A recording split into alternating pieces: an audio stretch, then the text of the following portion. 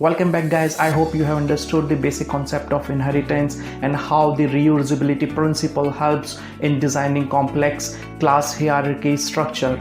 In next video, I'm going to talk about polymorphism and how one object can play a multiple role at different situations.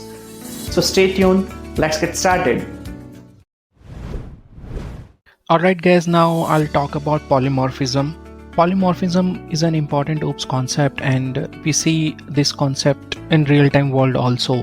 Polymorphism guys in nutshell is a principle when any object plays a multiple role at a given time. For example, we as a human play a multiple role in our family. I'm playing a role of son, I'm playing a role of father, I'm playing a role of husband. So at a given moment I'm playing different roles. This is known as polymorphism when objects depicts its multiple form. I mentioned one interesting diagram over here through butterfly where this butterfly is depicting different forms, right?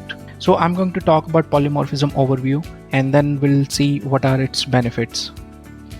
So it is composed of two Greek words guys, poly and morph. Poly means many and morph means form. It is a phenomena when same entity behaves differently at different situation. Let us understand with the help of one real-time example. As I mentioned earlier that a person can act as a husband, can act as a father, can act as a customer or can act as a son when at different intervals of time. So this same person is behaving in multiple forms. That is known as polymorphism. But there is an interesting question guys, how it is related to software and how it is related to programming. So in OOPS, it refers to the ability of object, function or variable to take multiple forms.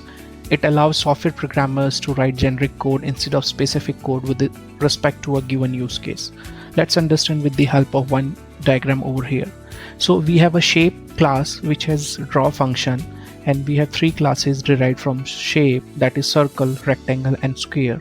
So circle, rectangle and square in general terms all three are shape, that is why they have been derived from shape class, but they have their own draw method also which can enable them to draw their respective shapes.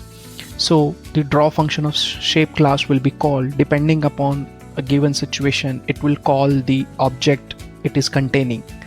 So it may draw the circle, it may draw the rectangle, it may draw the square depending upon the object that shape class is referring. Another example guys, account. In account we can see that we have two functions, deposit and withdraw, and we can have three different types of account, saving, current and salary. So account class object can behave differently at runtime depending upon the object it is referring to. It can behave as a saving account, it can behave as a current account, it can behave as a salary account, and whenever these function will be called an account variable, deposit or withdraw, it will call the respective saving, current or salary methods. So that's how the generic programming happens with the help of class hierarchy structure. We define the general class, then we derive the special class out of it, and we do generic programming. Alright guys, we'll see now benefits. So one important benefit is it enables programmer to generic programming, so we can write common interface to deal with different types of object. Second important point is scalability. So if we have to add some more functionality, so we do not need to change our common interface, we can simply inherit another specialized class from the generic class and we can add on the functionality to that.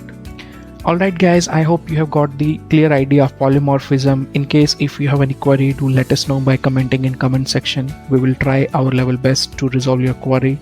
Thank you for listening. Wish you a very happy learning. If you enjoyed this video, please give a thumbs up and share this video. And if you would like to get more updated videos, please do subscribe to our YouTube channel. I'll see you in next video.